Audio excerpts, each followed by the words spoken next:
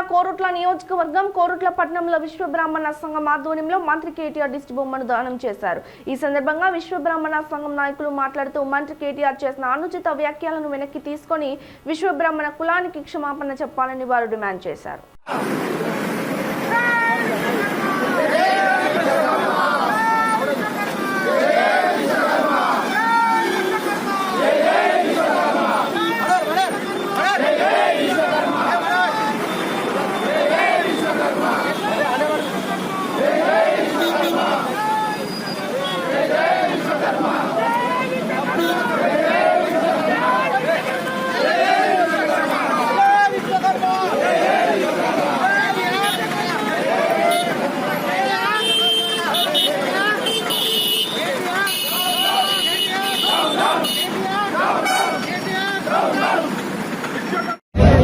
రాష్ట్ర మంత్రివర్యులు కేటీఆర్ గారు విశ్వబ్రాహ్మణ కులానికి బేషరతుగా క్షమాపణ చెప్పాలి.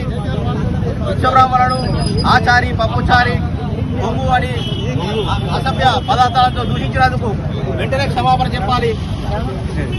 నిరసనగా కోరుట్ల పట్టణ స్వర్ణకార వ్యాపార యువజన సంఘాల తరఫున కేటీఆర్ గారు దిశబొమ్మ తగలవేయడం జరిగింది.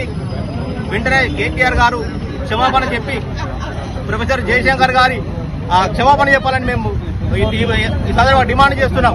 జై విశ్వకర్మ. జై విశ్వకర్మ. జై విశ్వకర్మ. జై విశ్వకర్మ.